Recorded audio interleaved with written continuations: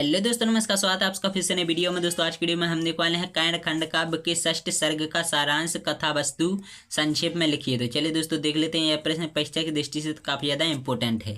दोस्तों यार यह है षष्ठ सर्ग यानी दोस्तों कायण वध। तो दोस्तों कायण खंड काव्य का षष्ठ सर्ग कायण वध का इस पूरे काव्य का सबसे मार्मिक अंश है और इस सारांश इसका सारांश इस प्रकार है। दोस्तों अंततः युद्ध होना निश्चित हो ही गया था कि कौरवों की ओर से पितामह भीष्म सेनापति बनाए गए और पांडवों की ओर से द्रुपद पुत्र धृष्टद्युम्न ने यह भार संभाला और पिता भीष्म ने यह घोषणा कर दी कि सेनापति रहते हुए वह कायण को युद्ध में भाग लेने की अनुमति नहीं देंगे, क्योंकि उसने द्रौपदी के साथ हुए अत्याचार में दुर्योधन का साथ दिया है।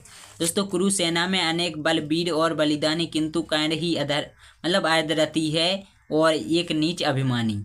दोस्तों कायण ने भी निश्चय किया कि गंगा पुत्र भीष्म के युद्ध क्षेत्र में रहते हुए मैं शस्त्र नहीं उठाऊंगा और अगले दिन भीषण युद्ध प्रारंभ हो गया। निरंतर युद्ध चलता रहा। 10वें दिन गंगा पुत्र अर्जुन के बाणों से घायल हो गए और सरसैया पर बाणों की सरसैया पर लेट गए। और दोस्तों भीष्म के घायल होने का समाचार पाकर कायण से रहा नहीं गया और वह उनसे मिलने पहुंच गया। दोस्तों पितामह ने प्रेम पूर्वक उसका स्वागत किया तथा दानवीर और धर्मवीर कहकर उसकी प्रशंसा की।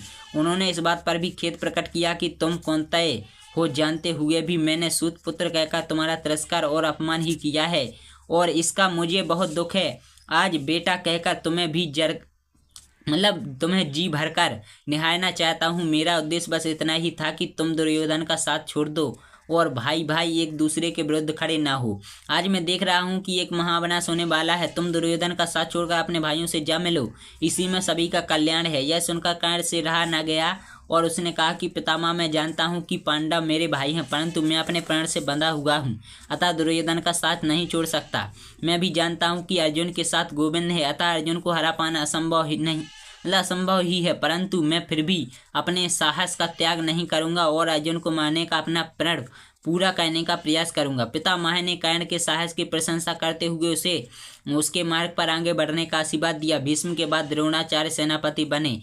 15वें दिन द्रोणाचार्य वीरगति को प्राप्त हुए। तब 16वें दिन कायण को सेनापति बनाया गया। यह जानकर धर्मराज युधिष्ठिर को अर्जुन की चिंता हुई। कायण के नेतृत्व में कौरव सेना ने उत्साह पूर्वक युद्ध करना प्रारंभ किया। कुंती को अब भी पांडवों की चिंता थी, परंतु वचन का धनी कायण अपने प्राण नहीं भूला था और उसने अवसर पाकर भी युधिष्ठिर, भीम, नकुल और सहदेव का वध नहीं किया।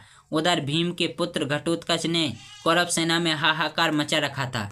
दोस्तों यार उसे रोकने के लिए कायण को व्यवस्था पूर्वक इंद्र द्वारा दी गई अमोघ शक्ति का प्रयोग करना पड़ा। अब यह निश्चित हो चुका था कि अर्जुन की विजय तय है। दिन अभी थोड़ा शेष था कि संध्या होने वाली थी। कायण भूमि में फंसा हुआ अपना पहिया निकाल रहा था। तभी अर्जुन ने कायण पर प्रहार करना चाहा, परंतु उसे शस्त्रहीन और रथविहीन देखकर स्वयं को रोक लिया। परंतु तब कृष्ण ने कहा कि दोस्तों रथारूढ़ हो या कि व्रत हो, रिपु कब छोड़ा जाता है, युद्ध क्षेत्र में नहीं धर्म से नाता जोड़ा जाता है। अर्थात अधर्मी शत्रु का वध करना ही सबसे बड़ा धर्म है, फिर चाहे परिस्थितियां कैसी भी हों। तब अर्जुन ने तीर छोड़ दिया और कायण वीरगति को प्राप्त हो गया। कायण जैसे ही परमवीर और दानवीर की मृत्यु पर श्री कृष्ण भी स्वयं को रोक नहीं सके और रथ से उतरकर जनार्दन दौड़े। आंखों में जलधारा, कायण हाय वसुनैन वीर कह बारंबार पुकारा। इस प्रकार महाभारत के इस प्रमुख परंतु उपेक्षित पात्र का अंत होगा। तो दोस्तों आशा करता हूँ आप लोगों को वीडियो पसंद आएगा। वीडियो पसंद आए लाइक न शेयर करना, चैनल को सब्सक्राइब जरूर।